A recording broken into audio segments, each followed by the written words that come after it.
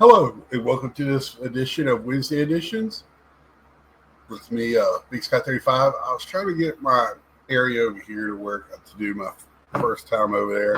A little disappointed. I'm struggling with my laptop over there.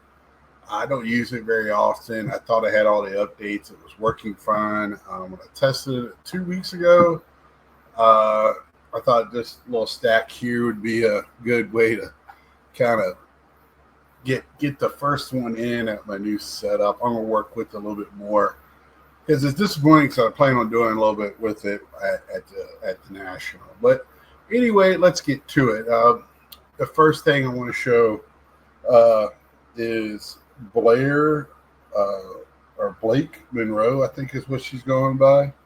Yeah, Blake Monroe, another Australian wrestler. She was in AEW. Now she's in NXT, so they made her tops now, kind of like her debut card at NXT show about a month ago. She screwed over, who was she with outside the ring this past week? I mean, she screwed over somebody to get her in the hunt. They have so many of the same type of, I get confused. They have so many of the same type of wrestler in NXT, it's confusing to me. It's too much. Really, I mean, unless you have an all-woman show every week, and don't get me started on Evolution. I thought that was a fail on every level. To really show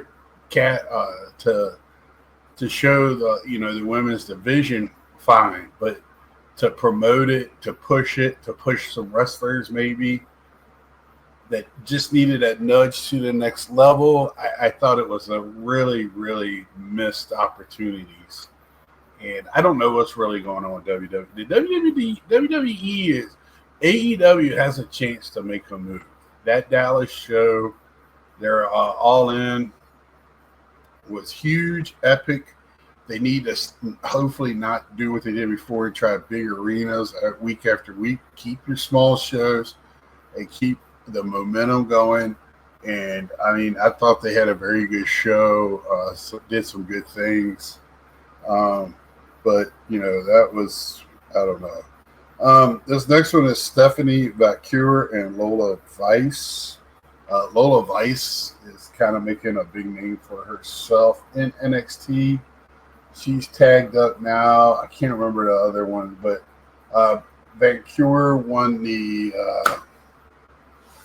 not the Money in the Bank, but the women's Royal Rumble. No, it wasn't even Royal Rumble. It was just one of when everybody's in there. But I forget what it's called because the Royal Rumble is I think this was the one that everybody starts in there. I can't remember the name of it. That was one of the matches I thought was a failed.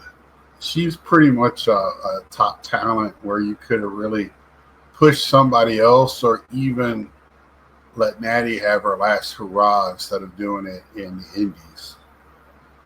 Now it's going to be some baseball. First is this player was really huge in the national prospects. He's kind of dropped a little bit. I haven't heard much of him this year either. It's Brady House call-up card. Next is just another Juan Soto. I forget what this is for. I guess doing his hand sign with the team there. And I didn't have a problem with him sitting out the All-Star game. And if players want to take a vacation, take a vacation. Next is going to be the Top Living set. Hating Birdsong, the Giants, and Angel Martinez with the Guardians. And again, I love getting these SGC, so it's probably paying their higher bulk price or whatever. Or I don't even know if I could do that because that's just then you got to have like 20 cards or whatever. I don't know. I don't know what I'm going to do. Then I got a couple of cards off of eBay. Like I said, I'm not really doing a lot. I didn't make enough for me to really go after cards and sport lots last month. That'll change for this month, of course. I got a ton of stuff on sale right now on eBay. And man, that is just, I'm glad I don't do that full time. I put like 30 cards.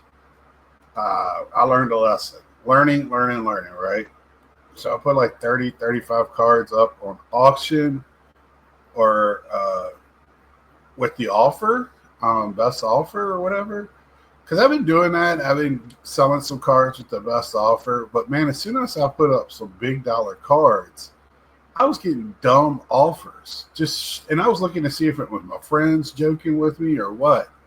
I mean, half the price, lower than the starting of the bids, or half to a third of the price of kind of where the ballpark of the high end of the last comp was. I'm not looking to get the comp. I'm just looking to be in the ballpark. But these resellers, man, they need a life lesson. You can't get 70% on everything or 60. I want to wear a t-shirt so bad at the show saying I'm going to resell, so I'm going to only give you 70% of what you're selling. And that's a good price for resellers, is 70%. This bullshit where they can get away with it and then everybody's using this tag, I got to have meat or whatever. Sorry, bud. Tell me something else that works on. Tell me something else that works on. I can't, when you buy flipping a house and you go get a house at, $100,000, there's a lot of work to be done to that house to get it to probably market value of the neighborhood. And you try to get that done cosmetically as best as possible, as cheap as you can, but get it done right to make money off of it. Cards, man, these people need to wake up. And if you lose money, tough shit. It's a hobby. It's supposed to have fun. They're trading cards to begin with, not buy, sell cards. This is getting out of hand. I'm getting a little up to here with this. And I keep seeing videos of all these people. 70%, 60%, all these, how much value and blah, blah, blah, the flipping game, all this stuff. And it's all the same. Yes, I'm selling cards. Am I trying to make $1 million? No. But Jesus Christ, man, give me some respect, a little bit of courtesy. And it makes me want to block everybody that was sending me dumb shit. Just dumb shit. And let me continue. So purchase this. This was actually a good sale. Took me a while. This is the second time I've gone to buy this card. The first time it was never mailed out to me, so I got a refund. Second time, the guy took forever, and I go, here we go again. I'm buying it cheap. But he had two of them, and I got the perforated one instead of the non-perforated. I guess somebody cut off the perforations. So I got the perforated one because that's what it's supposed to be, the Sports Illustrated Kelsey Plume Huskies uniform, but it's a rookie. I'll take it. But there is actually a very good auto one that's out there. I just don't like the auto on that card for that. So, but it's affordable. And then last is this special. I've never seen this. It's from the Pete Alonso, the Alonso Foundation. I need to look more into this. But it's an on-card auto from the 23, Topps 23. And you see up there in that top corner, Pete Alonso Foundation. And this was the first time I've ever seen this. Alonso 23. I thought it was pretty cool. And it's probably out of a product that I just don't know. I don't realize it was in there. I missed it. But yeah, so this was something that really cool to add. Wasn't crazy expensive. It wasn't expensive at all. It was around where I'm willing to pay for Pete's autos. And how I look at that is like, am I going to pay for a 23 more than I would a rookie auto, right? So that's kind of how I look at things. I don't care about numbers. I don't care about color, variants. It's that to me, when it comes to autograph cards, especially uh, regular cards, it's fun if you can do it economically. I'm not going to pay a lot to get short printed card color because it's a color variant of the original card, same picture. Um, and this is all I had to show, but I'm going to talk a little bit. So that is where I'm at with that. Is like I know how much I'm willing to pay for a Pete Alonso auto. Some the ballpark. Um, so and I just won't go over that. I don't care what numbering, what the card is. I'm when it's one of my old school things. Is like the autographs. I'm buying the autograph and not the card when it comes to that. And I like the autograph to be on a card. Of course, I want the card to be nice looking. I watched Brad talk about his autographs, and I buy a lot of autographs. I love autograph cards, but I'm very particular on how much I want to pay to get those, and I'm a little lost with the numbering system when it comes to autographs because I come from the school of I'm buying the autograph and not necessarily the type what it's on. That's extra. Never did you buy a helmet and get it autographed before, and the price of the helmet was included with the autograph. It could getting certain autographs devalue certain things at certain things. You used to never get high-end rookie cards autographed because a lot of times it would devalue the card. But that's changed now, and I'm not. I don't. That means this guy has to change when it comes to that. So I do have an more of a. I know where I'm going to pay for certain autographs for David Wrights, Pete Alonso's, Gary Carter. Of course, Gary Carter is more expensive because he's not around anymore. A shit ton of stuff out there though of him. But of course, it's a little bit more. It's getting more. Those cards are getting more and more into player, uh, you know, uh, people, keeping their player collections and stuff like that. Sorry, I'm a little ruffled with that because it's been today. I've not had a great day for old Scotty boy, but I've been all day since last night when I started listing at 5 o'clock yesterday. I'm trying to make some money for the show, of course. So I've had this stack of cards. I've been slowly putting it on there, and then I was like, you know what? I'm going to go from 5 to 8. What I put on is what I put on, and my God, and and if maybe some of my friends did it, or people that I don't know their eBay names, but it was ridiculous, and it was still ridiculous today. I send counter offers for what I want, what I'm looking for, less than what I never go for comps. I come in under. So if you want a little meat on the bone, you got it. But I'm not going to give you 70%. I'm going to give you $10, $15, $20. So you feel like you win. And I get a good chunk of money because that's the way it should be. I don't need to win to feel good about yourself.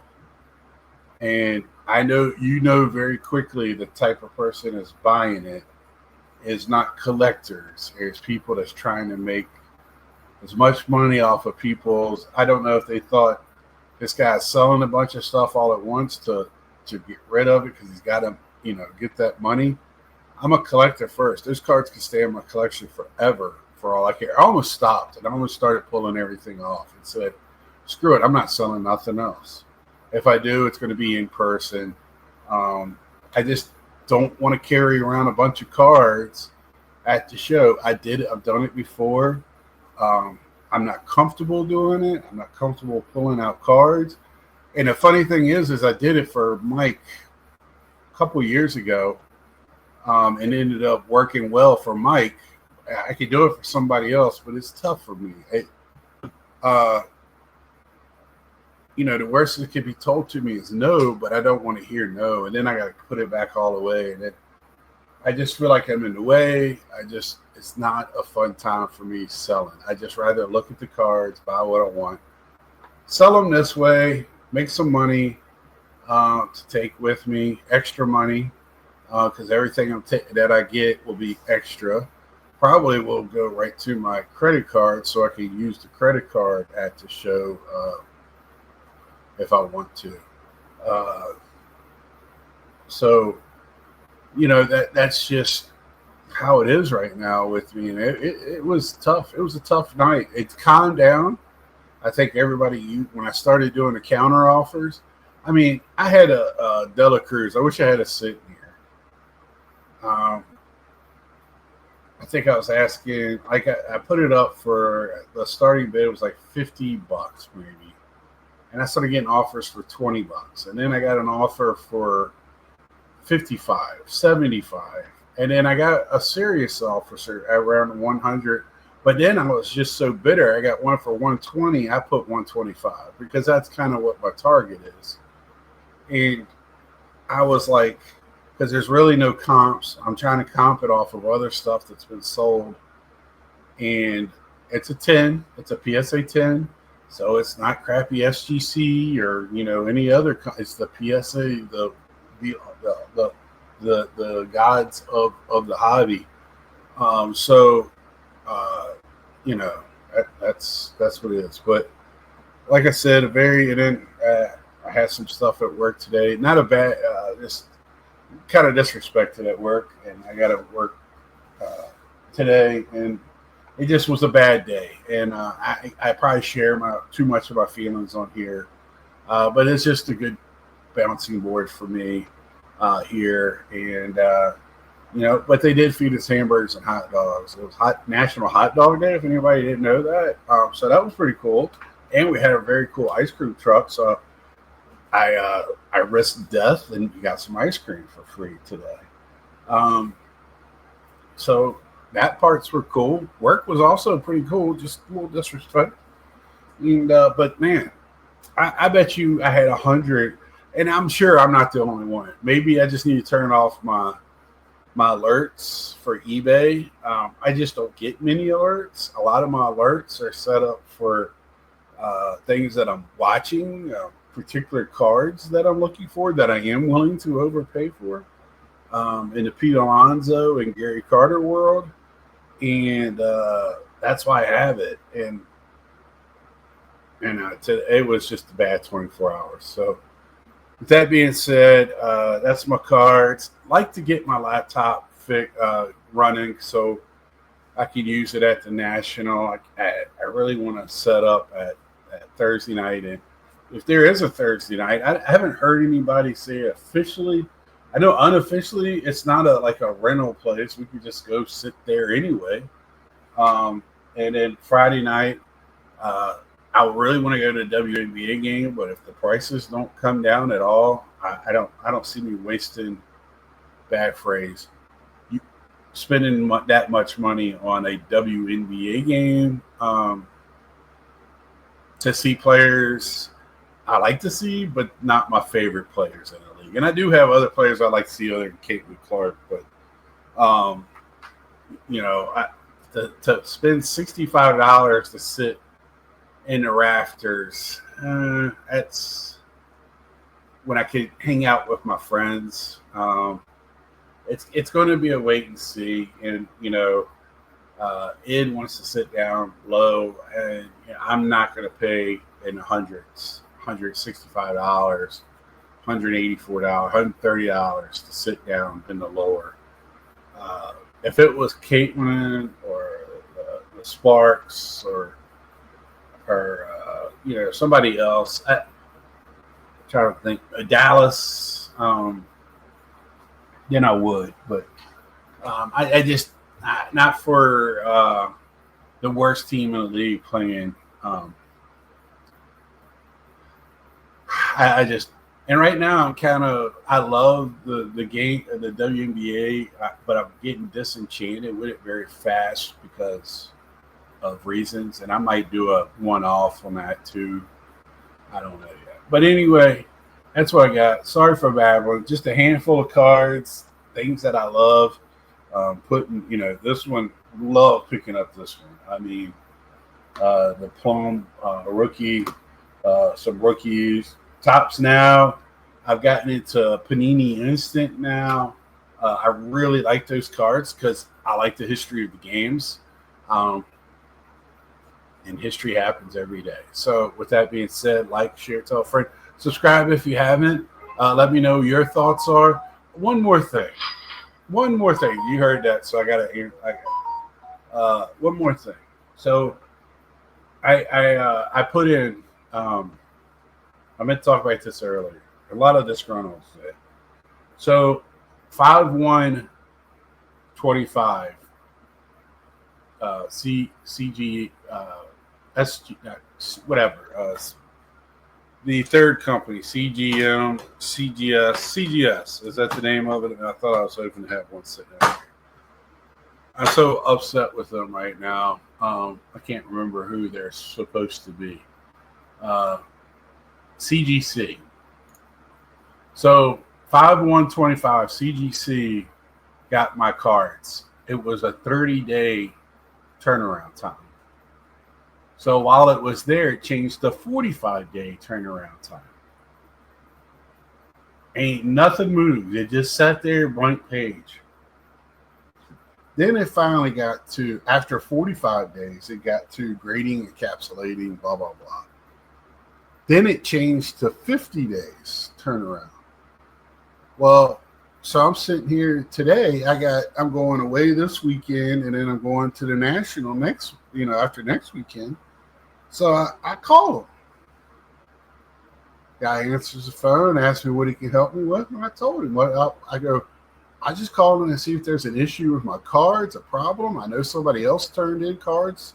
They got received on the same day of mine, and he got them back 2 weeks ago and showed them off. And I'm just wondering if there's a problem with my cards. What the issue? Is there a problem with? I already checked the payment issue that when I first put them in, my bank really doesn't like their company. Every time they go to use my credit card, they block it. So I got to always say yes. Then I got to make sure it goes through.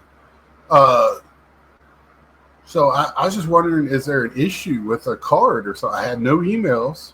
And he goes, well, sir, right now the turnaround time is 50 days. You're at 52. So we're still, pretty close. And I was like, wait a minute, my turnaround days is 30 days because that's what it was when I turned it in. I was like, you sat there and changed it twice while my cards are sitting in your building. Well, it's fluid. I understand that to a certain point, but I should have got an email. I should have got something explaining to me, even if it's blowing smoke up, man. I told him, I was like, I'm rooting for y'all.